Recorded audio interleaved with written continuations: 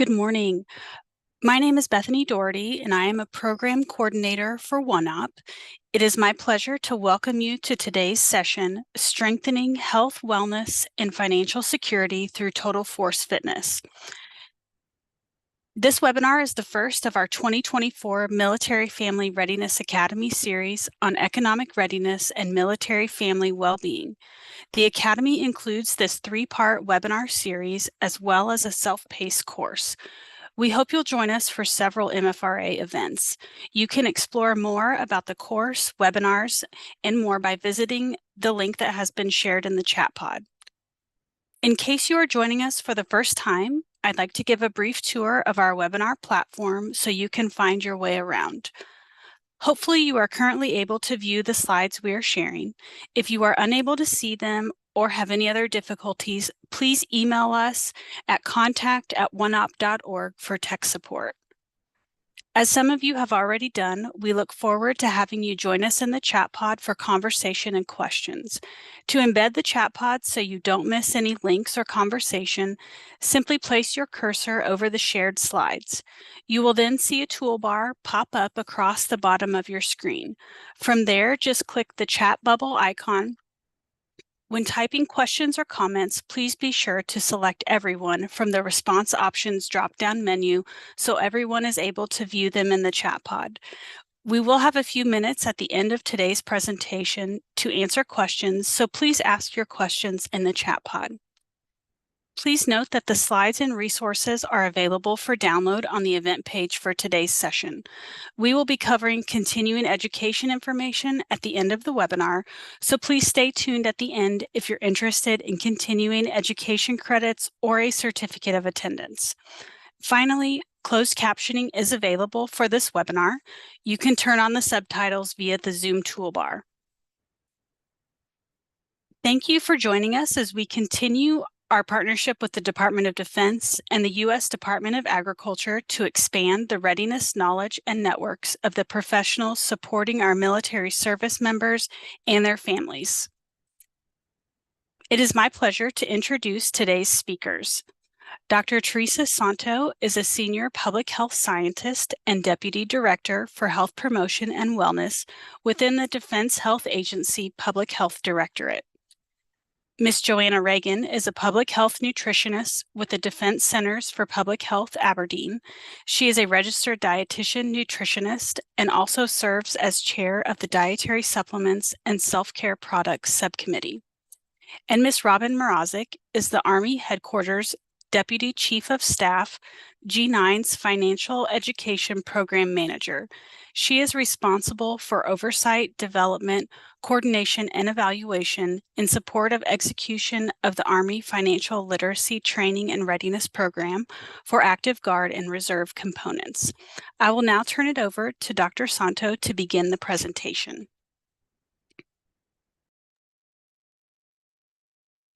Good morning, good afternoon, or good evening from wherever you are in the world, and thank you again for the opportunity to present today's webinar, Enhancing Health and Wellness Through Total Force Fitness. I'm delighted to be here with my esteemed colleagues, Ms. Reagan and Ms. Mrazek. Before we begin, I'd like to offer the disclaimer that the views expressed in this presentation are those of us as the presenters and do not necessarily reflect the official policy of the Department of Defense, Department of the Army, Defense Health Agency, or the United States government. Additionally, the mention of any non-federal entity and its products is for informational purposes only and is not to be construed or interpreted in any manner as federal endorsement of that non-federal entity or its products. Today's learning objectives are provided here. After today's webinar, you should be able to, 1, define the 8 dimensions of fitness and well-being in the total force fitness concept. 2, describe how the 8 dimensions of wellness, including financial fitness and nutritional fitness, affect each other. 3, outline the risk factors for food insecurity impacting the United States military. And 4, define methods for identifying and assisting food insecure service members. To accomplish our learning objectives this morning, today's presentation will be broken into 4 parts, including, first, an overview of the total force fitness framework. Second, a description of nutritional fitness and food insecurity. Third, an overview of financial fitness and economic security, and fourth, summary and conclusions to include a case study. All right, so let's go ahead and jump in with an overview of the Total Force Fitness Framework.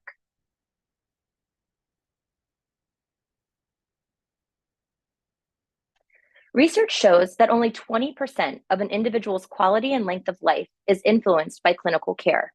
A holistic approach considers the whole person and the interconnectedness of all aspects that affect service members' health and well-being.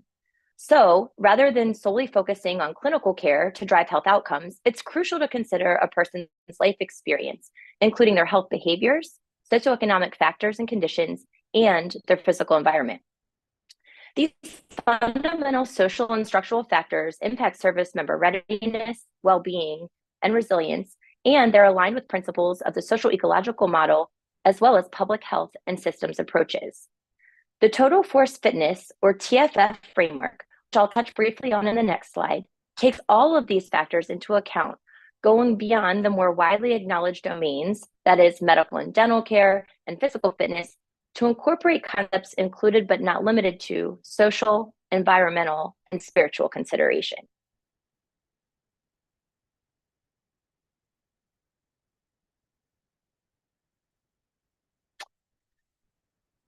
Total Force Fitness is a shared organizational framework that can be leveraged to optimize readiness in the Department of Defense and among our service members and families. As codified by the Department of Defense Instruction 1010.10, otherwise known as Health Promotion and Disease Prevention, TFF offers a synchronized, data-driven approach for the department to measure, optimize, and sustain effective upstream engagement to get ahead of the most pressing readiness challenges facing today's force. The current framework, shown here on the right, provides various domains.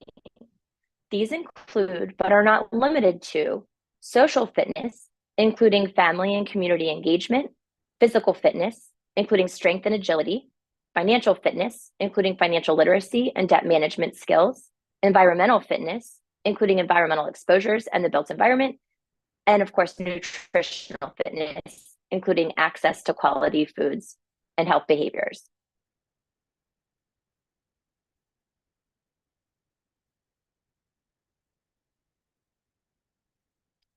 While a vast number of programs, services, and capabilities exist across the DoD that aim to address our threats to readiness and health, we ultimately lack a synchronized, holistic approach to prevention programs, initiatives, and capabilities across these 8 domains of Total Force Fitness. And so there ultimately is limited integration and no centralized oversight of prevention and wellness.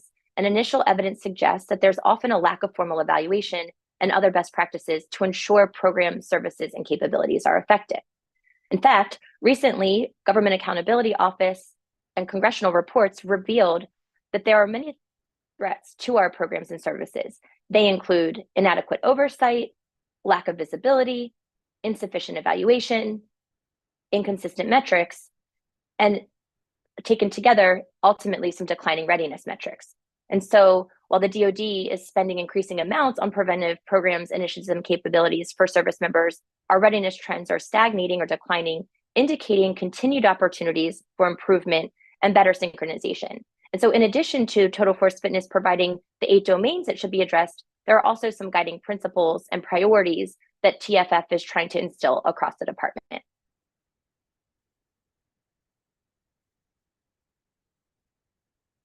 Those are shown here. So current TFF efforts are tied towards 6 larger strategic priorities. We use opportunities like this webinar and other collaborative forums to amplify our TFF framework, rally stakeholders like yourselves, and increase buy-in for our framework and the benefit of implementing TFF guiding principles. Our near-term priorities as it pertains to TFF in the department include enhancing data capabilities, beginning with the identification of standardized metrics, standardizing the approach to prevention programming across our 8 domains, ensuring that evidence and systems approaches are at the heart of everything we do, and establishing TFF governance through the eventual codification of a TFF DoD level policy.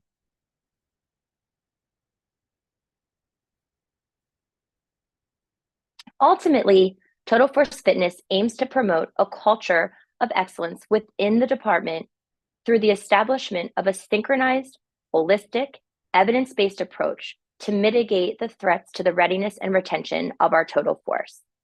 If DoD institutionalizes and operationalizes total force fitness, it will provide direction to the services and to all of us working in this space for the systematic development, implementation, and scaling of effective programs and strategies in the prevention space and allow the DoD to ultimately get left of boom. This effective upstream engagement can result in fewer preventable conditions, reduce utilization of our military treatment facilities, and increase readiness and resilience. Threats to readiness, health, and retention highlight the opportunity for the DoD to implement our framework, establishing oversight and standards for the programs, capabilities, and initiatives in the prevention space. Ultimately, examining issues like food security through the TFF framework and principles can provide a valuable lens of the determinants that are impacting our force, as well as the means through which we can intervene and support our military service members and their families.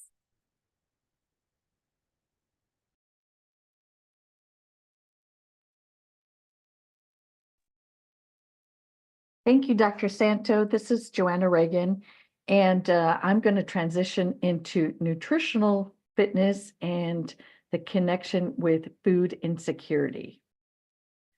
So when we start talking about nutritional fitness, there's a couple of different ways that we think about it. We can think about it from the individual perspective, the service member. We also want to take a little bit wider approach with a family, but also your military unit, and you can even take a little wider approach with your community, and that could be on post or off post or base, depending upon what service. But we also look at it from a policy perspective. Within the military, we have a DoD nutrition committee that addresses many of the nutritional fitness topics, but it also encompasses also looking at our overall food environment. And so you can see that the nutritional fitness is also part of the TFF, one of the slices in the total force fitness domains. So just one of the quick things that we can look at to try to explain this is we start looking at the My Plate and how do people eat and trying to make sure that you're eating a well-balanced and healthy diet. And so that certainly kind of fits for the US public. But we also want to look at it from a military perspective. So we've taken the athlete's plate and this is a great visual, and you can find it on the Human Performance Resource Center, where it has it broken down for easy, moderate, and heavy training days to try to make sure that you're getting a well-balanced diet. And this is, one of the educational approaches that we use to make sure that we can look at specific goals, training intensity, and also the connection with body composition. But one of the things that a lot of times we don't necessarily talk about or even really think about in our overall conversation is food insecurity. And so that's the thing that I'd like to highlight for today as we talk about food insecurity. So food insecurity is a household level economic and social condition of limited or uncertain access to adequate food. And so it can result in hunger or malnutrition, but it's not synonymous. It relates to food access and not the nutritional quality of that food. And is considered to be a social determinant of health or a health-related social need, along with other things such as housing, transportation, and safe spaces to exercise.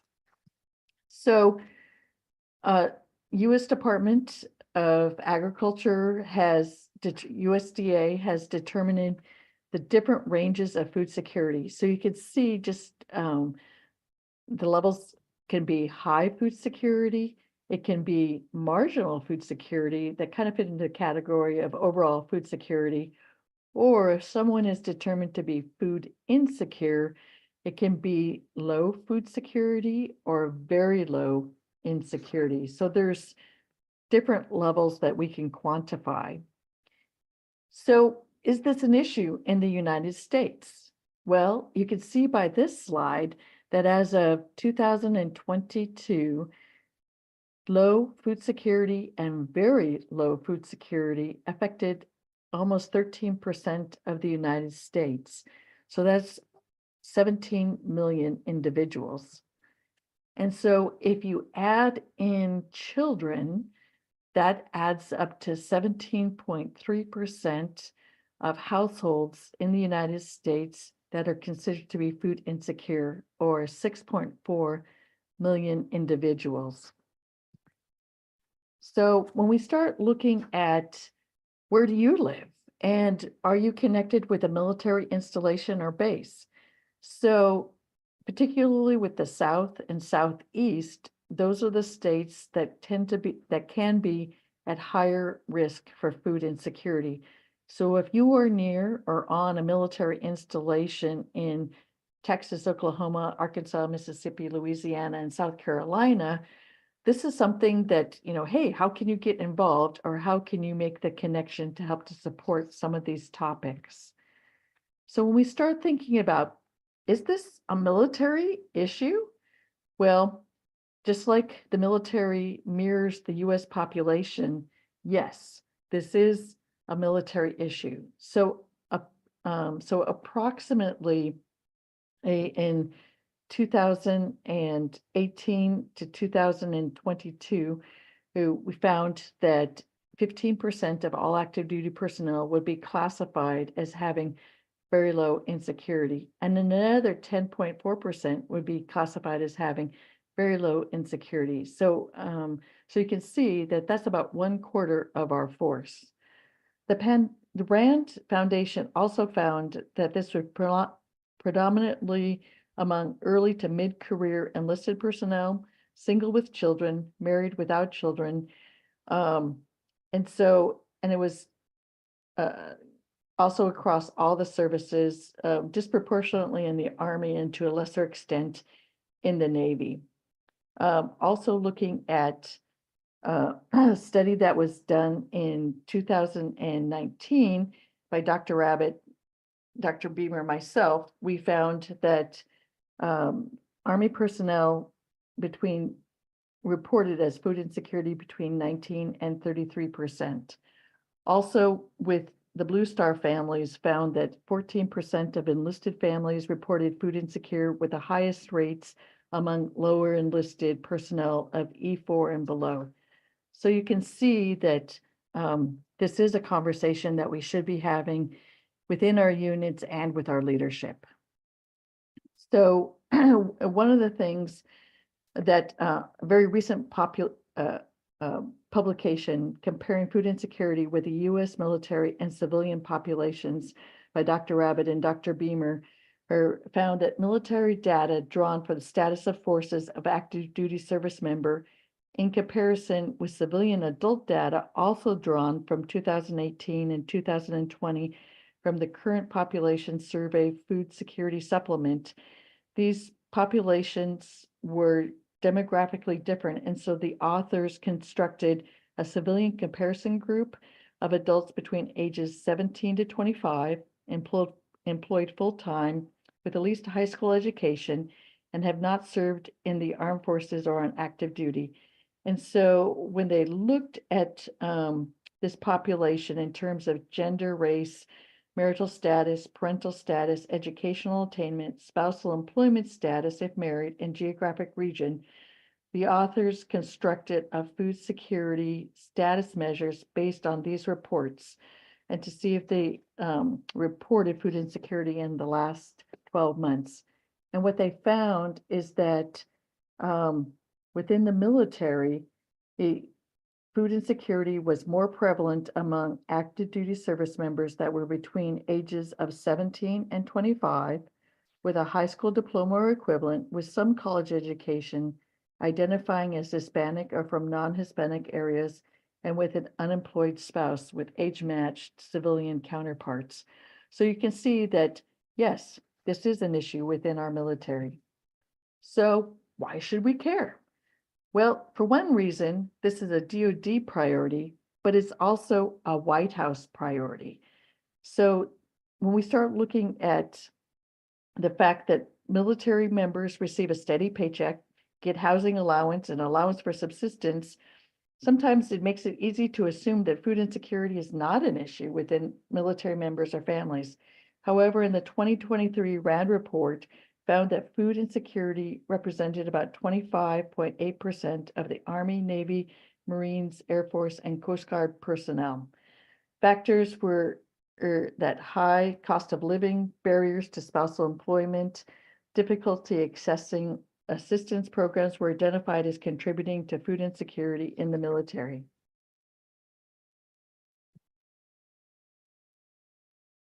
Two question, the Hunger Vital Signs is two-question screening tool that originally was developed to screen families with young children, but it has also been validated with youth and adults, and so is well recognized in the literature to use as a quick, easy screening tool. So the two questions ask, did I or we worry about our food would run out before we got money to buy more? Or the food I bought just didn't last and I didn't have money to get more. So if either of these questions are sometimes true or often true versus never true, that household is at risk for food insecurity. So this screening tool was originally developed in clinical settings, but it also could be used in other settings, such as with Military OneSource or for commanders to have this overall conversation. This screening tool was also put into a Defense Health Agency policy memorandum that was just published in January of 2024, part of the Joint Commission as a national patient safety goals that can be related to the health-related social needs for screening for food insecurity with a family readiness system. This also is part of the, when we start looking at the DoD's strategic plan on strengthening food insecurity within our forces.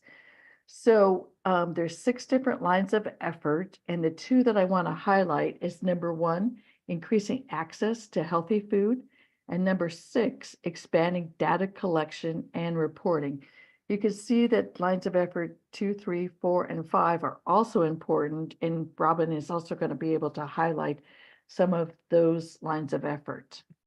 But in line of effort number 1, increasing access to healthy food. This can be done kind of in a variety of different ways. One of them is currently, how do we increase access to healthy food on our military installations? And so this can be done and through looking at food deserts, also kind of looking at, can we add kiosks? Can we add food trucks? Can we get access to, if somebody's out on the range and they're skipping lunch? Where can service members be able to go just to be able to access food?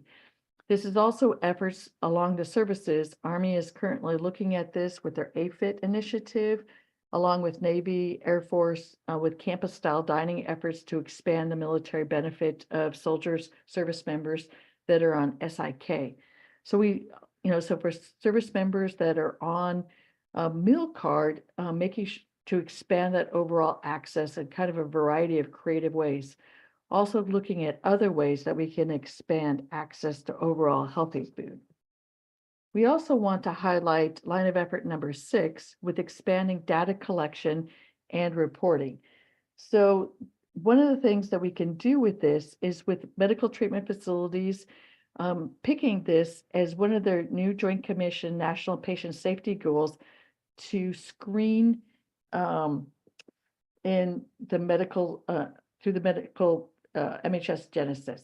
So this can be in the adult inpatient admin screening tool.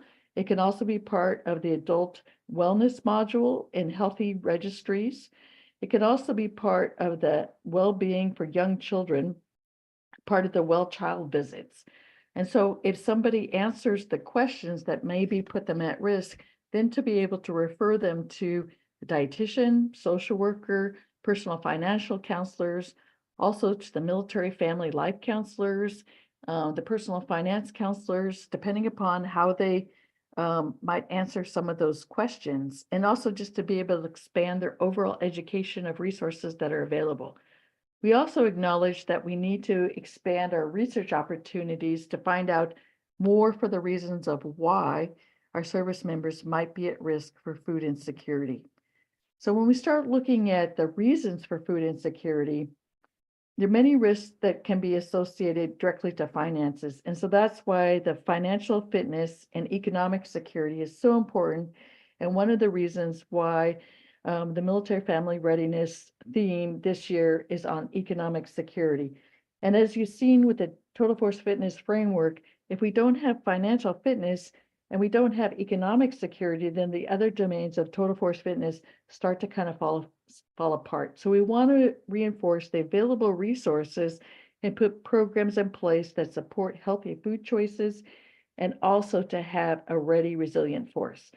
The reasons of food insecurity in the military may be due to change in household income, factors that can also be for spousal income changes, unreimbursed expenses for when families move to new assignments.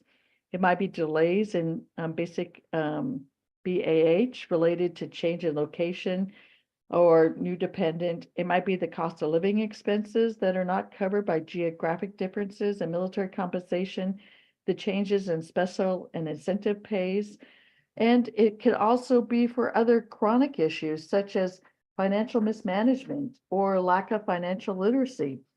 It also can be support of extended family members.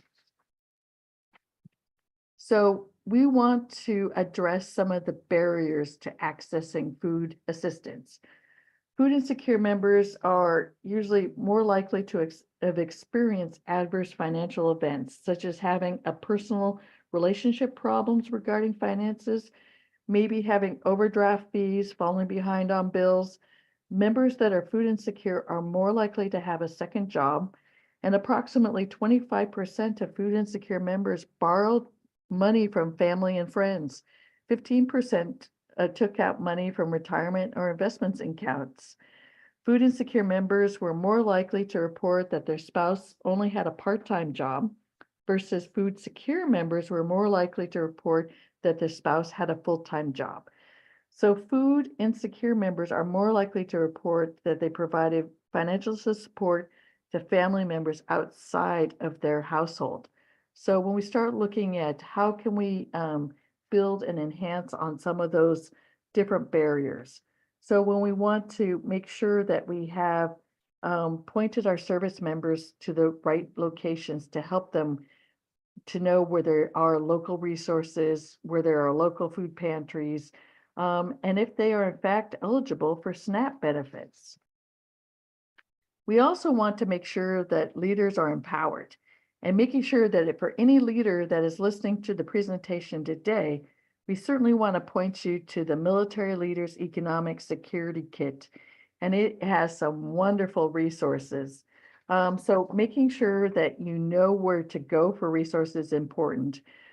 We also want to make sure that leaders have some sort of a philosophy or policy to help their service members to know that there are resources available and it's okay to talk about it. And to be able to connect with the local community, whether or not it's the community on the military installation or the community off of the military installation, both communities are super important, and we definitely want to expand our future research efforts. For leaders, it's okay to be able to talk about this at town halls, to be able to talk individually with one-on-one service members and to be able to ask, hey, how are you doing? And to try to peel the onion back a little bit more and to try to make sure that if service members identify or share that they are having challenges, how to help them out. If you're looking for how to have that discussion, this video that's on YouTube offers a variety. It shows how to have the initial conversation and how to use the Hunger Vital Sign in tool to be able to help with those discussion points. There's other ways to open up dialogue for leaders or for service members that you're connected with. And so that can be through the Armed Forces Wellness Center. It can be through Army Community Services. It can be through the commissary if you're on the Army side, through H2F.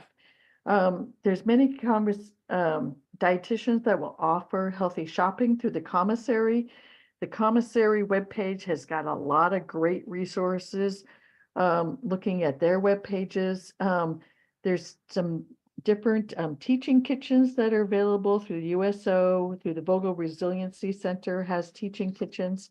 So there's some different ways that we can have to help our service members increase their overall knowledge that will help with overall food security. And I also want to highlight that to expand upon that theme, on December 4th at 11 o'clock, we're going to continue this conversation with risk factors and reasons for food insecurity among the military, with Dr. Matt Beamer and Chef Mary Long from the Vogel Resiliency Center to talk about more of installation resources and what different installations have done to be able to, what works within their own community. And so I'd like to now pass the baton over to Robin, and she can tell you more about all the different resources that are available. Great. Thank you so much, Joanna.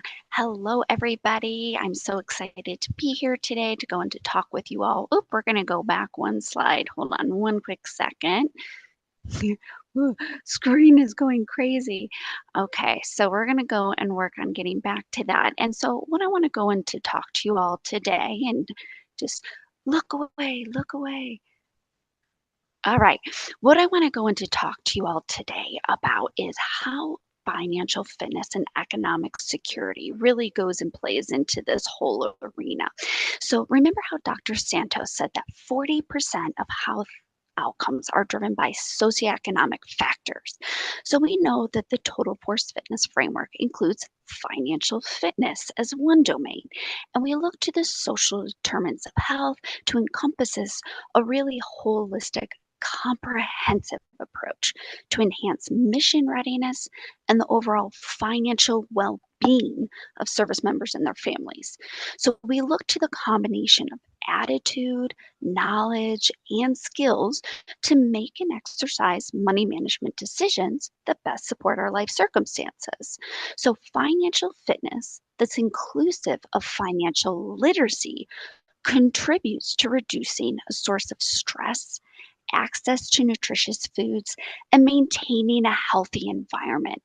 We know that exponential growth in financial technology, or fintech for short, is revolutionizing the way we make payments, decide where we're going to invest our money, and seek financial advice.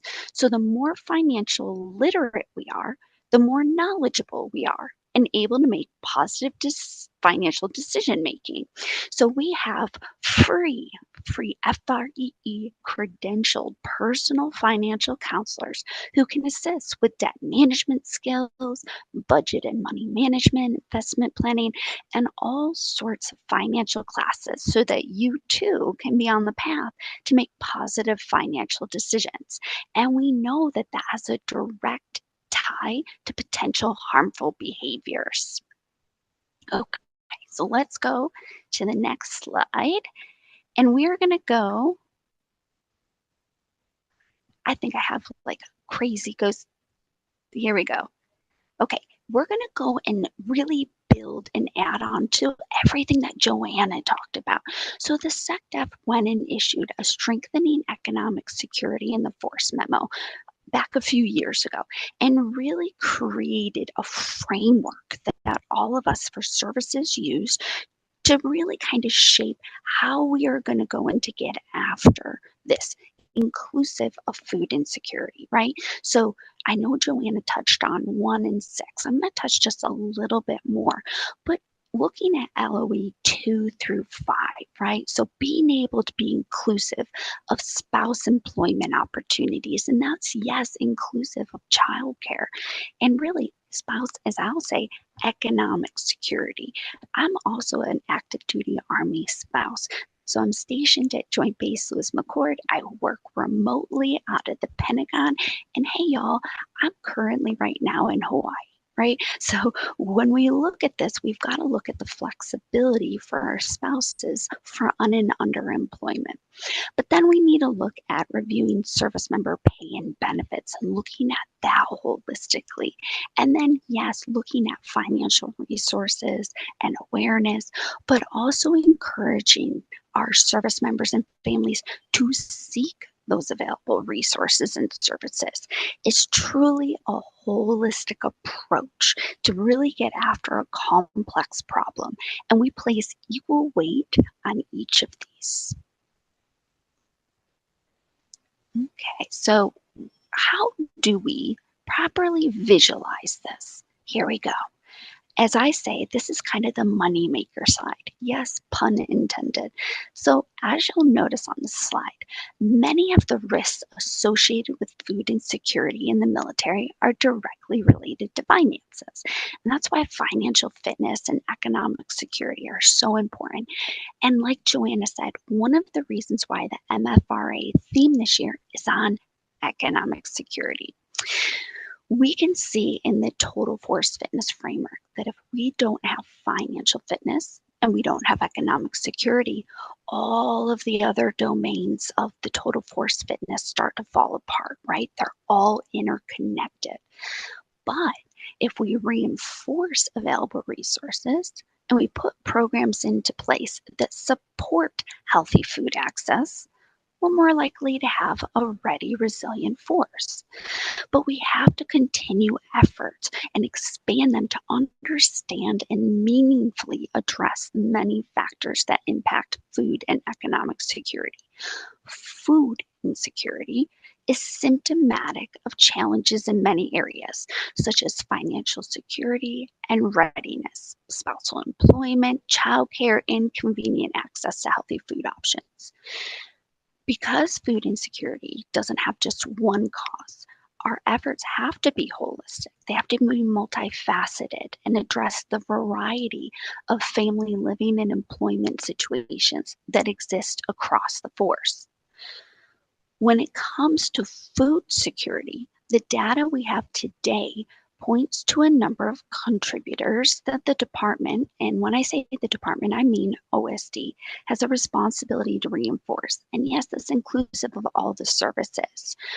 So one of the most significant is the food and nutrition environment on military installations. So I know Joanna touched on some of these things, but data has indicated that our most junior unaccompanied service members living on DoD installations are not always accessing or able to access the meals that are offered at the government-funded dining facilities or galleys. And this is an area of special focus moving forward.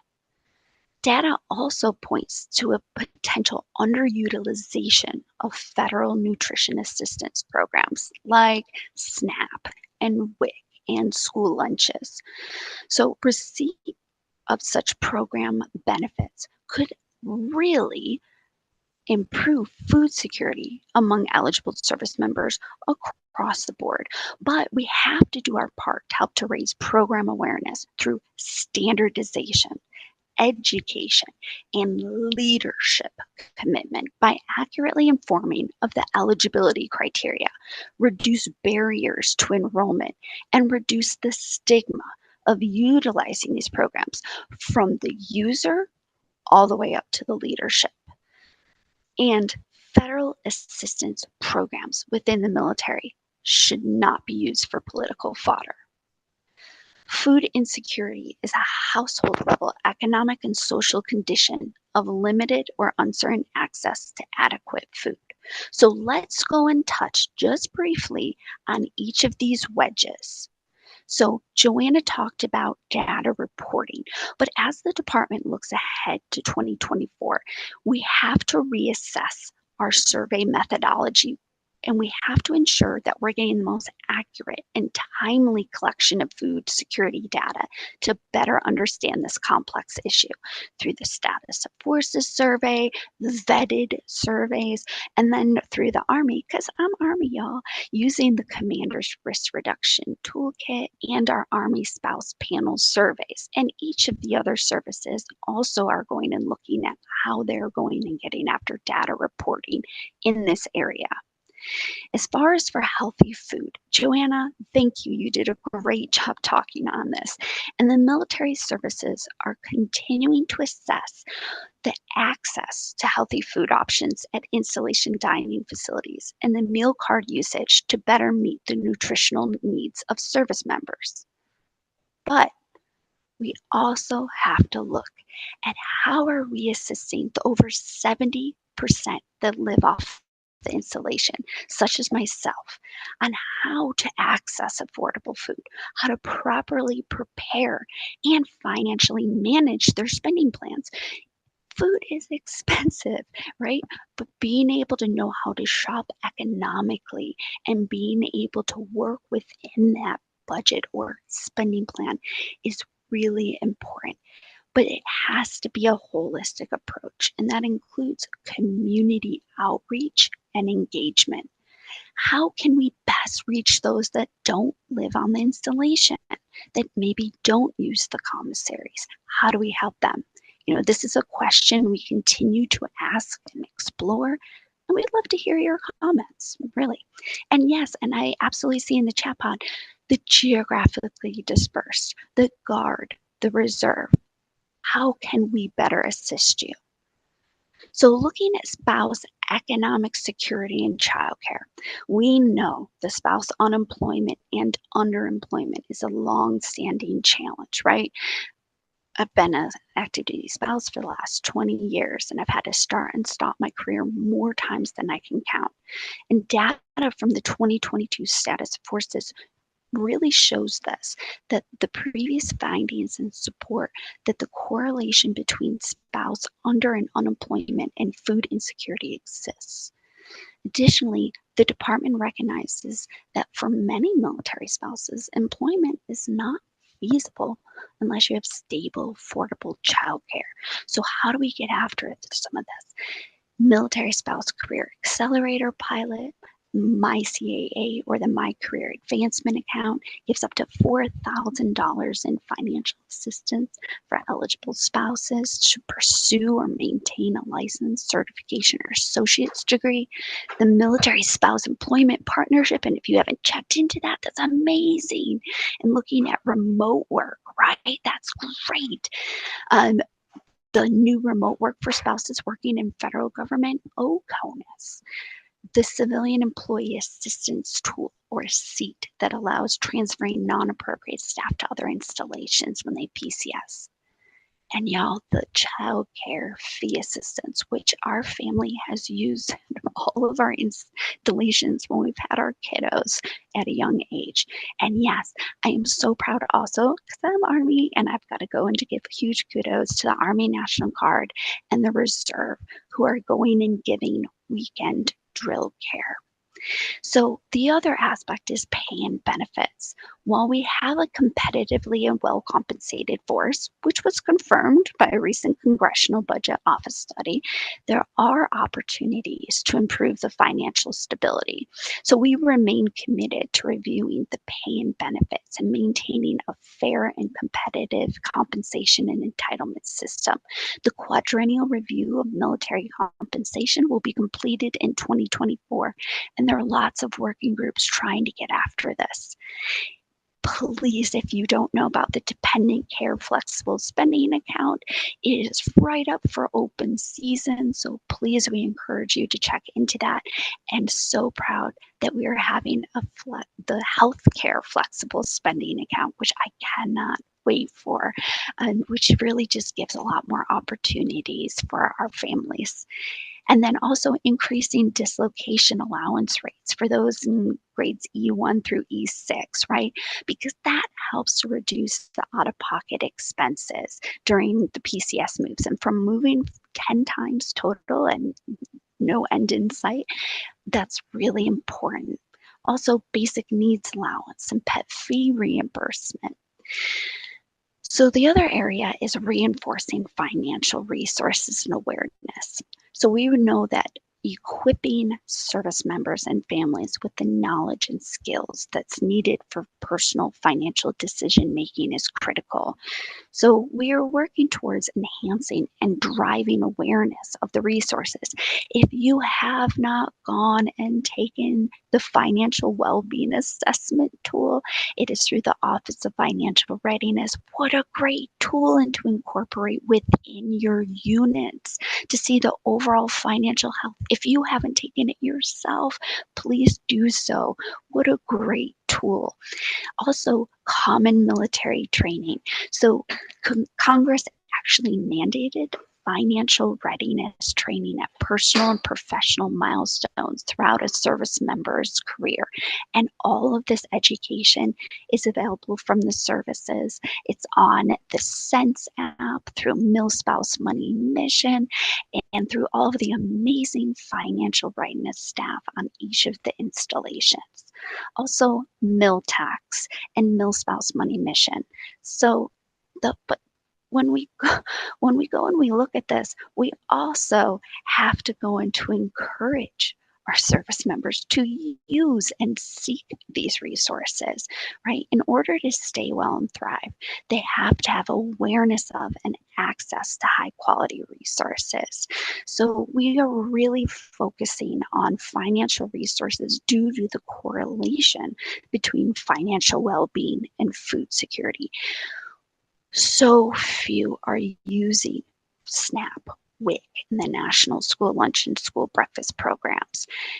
And we need to be able to understand why.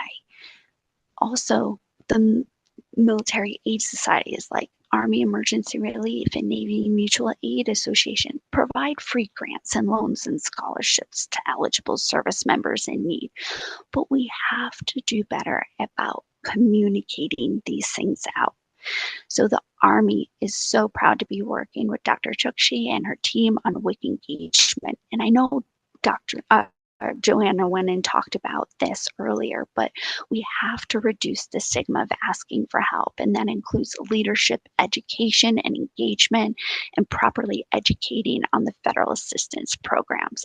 Please note, for the WIC calculation, basic allowance for housing is not part of that calculation.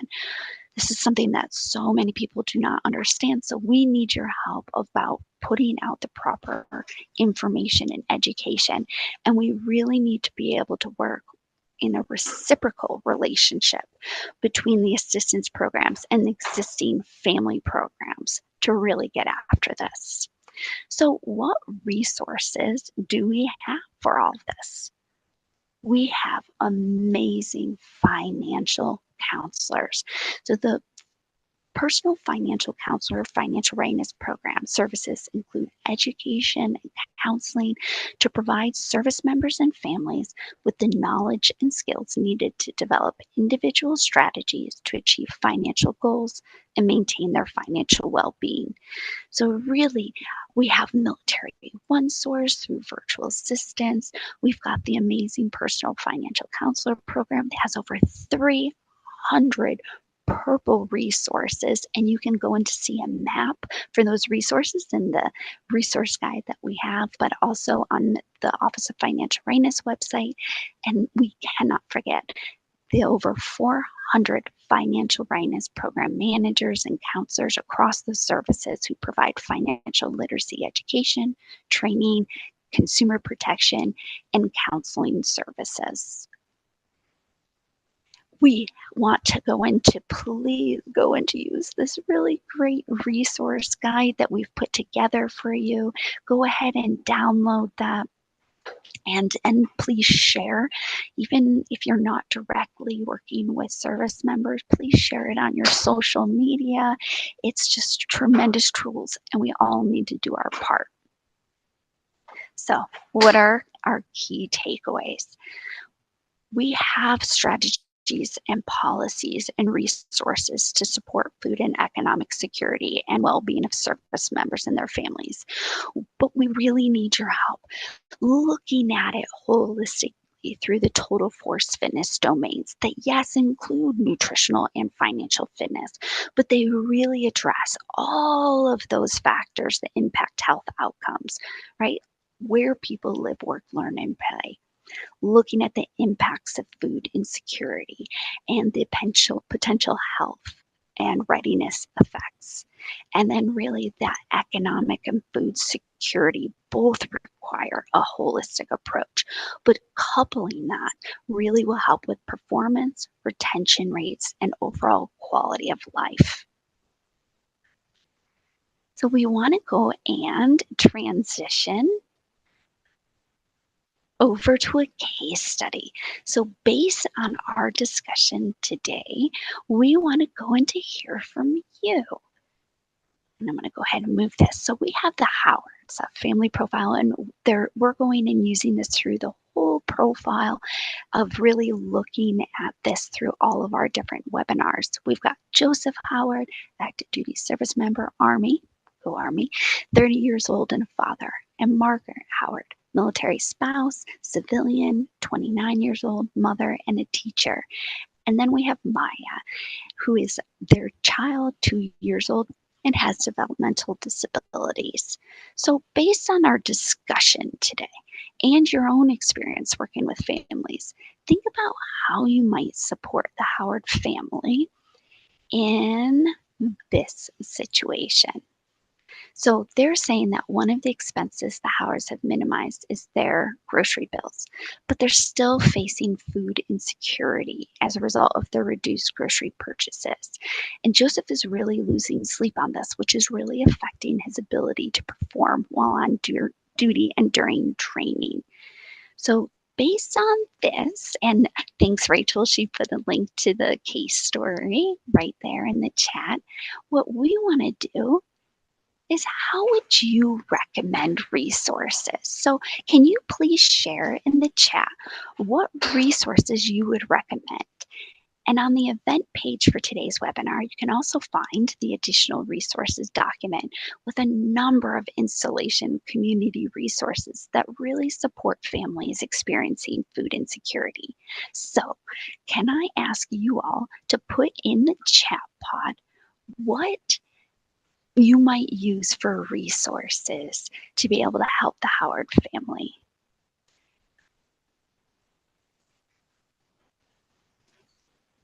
And from there, I'm going to get my chat pod up. Oh, great. Yes, offering financial coaching, the local food banks, eating at the dining facilities. Remember that those in the enlisted rank of E1 through E4, the families can actually utilize the dining facilities at a reduced rate. So utilize those great dining facilities. Food pantries, many don't have income requirements. Love that. SNAP, WIC, yes, our federal assistance programs. Perfect. The installation dietitian. Wow, y'all, you're doing really great. Oh, love this, everybody. You have a lot of you listen. There's a lot of great resources. And I know so many of you work with our families and have offered up a lot of really great resources here. Yes, I love this. Some commissaries also offer cooking classes in the barracks, absolutely. And through the Armed Forces Wellness Centers, there's actually a Meals in Minutes class that teaches on how to prepare food, but also how to shop, because so much of that is being able to ensure that you can actually go out and be able to read the unit prices and be able to know what you're getting, the best bang for the buck, right? Financial literacy, I appreciate that one. This is great, everybody. Fantastic. Yes, the military family life counselors, OneOp. Yes, couponing and rebate workshops. I love this. The university extension programs, those are so great, especially within the communities. You all are doing great. Perfect. And our amazing personal financial counselors, I just have to highlight them. They are credentialed, they offer free financial counseling, and they can come to you, they can meet where you're at, just not in a home. So if you feel more comfortable outside of the family assistance programs, you can go and use them there. All right. Well, thank you, everybody. Such a great recommendation. So I'm going to pass this back to Bethany for the Q&A. Thank you so much, everybody. Thanks, Robin, and thanks, Teresa and Joanna, also for providing such a great webinar and for sharing all of these resources with our audience today. We do have a few questions that have been posted in the chat, so we'll take a minute or two to look at those. One question or comment is about childcare costs, and that many times military spouse employment hinges on childcare costs. For example, is it worth it to take a certain job when childcare costs could be more than what the pay is? So just wondered if y'all had any comment on that conversation. So this is Robin. I will absolutely comment on that because we have been in that situation many times ourselves, especially basis on the ages and stages of the kiddos, right? So when they are infants versus when they're toddlers versus then when they're in school age services, the prices for childcare obviously will drop off as they get older. And so that is something that I know that I've had to personally weigh the pros and cons on, and that's why I have gaps in my resume, is because the costs for childcare were more than what I may have been able to have at that installation, or having to move 3 times in 15 months, which we've had to do before, right? So I just have to highlight all of the really great childcare assistance programs that each of the services have, because so many people don't know about them. We've used military childcare in the neighborhood when we are off of the installation and can't get on. And that's a really great opportunity to cap it at what you would be going and paying on the installation. So I hear you and looking at weighing those pros and cons. And so what I would just encourage is sit down with one of our free financial counselors and look at it. They can literally lay everything out on the table, and they can help you really look at it from a neutral standpoint.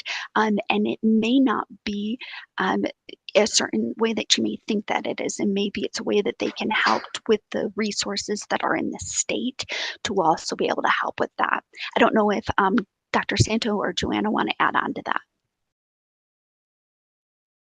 Hey, Robin, this is Teresa. I was just going to also add within the military, within the child development centers, just tying back to some of these food security issues, they provide 2 nutritious meals and 2 snacks per day per child as part of the subsidized cost, and additionally provide formula at no additional charge for infants. And so they are a great resource to not only provide high quality subsidized childcare at an affordable rate, but also to address some of these nutritional needs as well of our children. Great. Thank you both. And we are running a little bit close on time today, so I'm going to go through our evaluation process and continuing education instructions. If we have time afterwards, we'll go back to a couple of questions, but I want to go through this first so nobody misses it. Thank you for joining the Economic Readiness and MFRA Academy today. We value your feedback on your experience participating in the MFRA. In early October, you all will receive an invitation to respond to the 2024 MFRA evaluation survey, and this will go to the email that you registered for this event with. We would greatly appreciate your response to that survey, and your feedback will help us to continue to improve your Academy experience. Today's webinar offers 1 continuing education credit from a number of different organizations, as well as a certificate of attendance for general use. To receive either of these items, you will need to complete a 2-step process that includes an evaluation and a follow-up survey of some kind, depending on the type of CE you require. To access continuing education opportunities or to get a certificate of attendance at this time, you can follow the direct link to the evaluation, which has just been shared in the chat pod. If you prefer to access this later, please navigate to the webinar event page for today's session and follow the purple continuing education button, similar to the one that you see pictured here on the slide. First, you must complete an evaluation, and then after that, you'll see a message where you can select the link for the continuing education credit type that you prefer, and then you will be directed to another survey or post-test. After successfully completing the second step, a certificate will be automatically emailed to you within 24 to 48 hours to the email address that you provide. Please note that some agencies and organizations have strong spam filters, so be sure to check your junk folder if you don't see it right away. If you have any questions regarding continuing education, please email ce@oneop.org. And mark your calendar for the next Academy webinar coming up on September 12th. Balancing military spouse employment with family economic well-being will address the ways in which the Department of Defense endeavors to positively influence the career trajectories of military spouses, contributing to their family's economic stability and overall well-being. And you can register for this link, register for this session at the link that is posted in the chat pod now. Be sure to visit us at our website, oneop.org, to explore upcoming events, articles, resources, and more. You can also find us on Facebook, Twitter, LinkedIn, and YouTube. And we'll stick around for a few more minutes for those who might need to grab any links or information from the chat. Thank you all for attending today, and we wish you a pleasant rest of your day.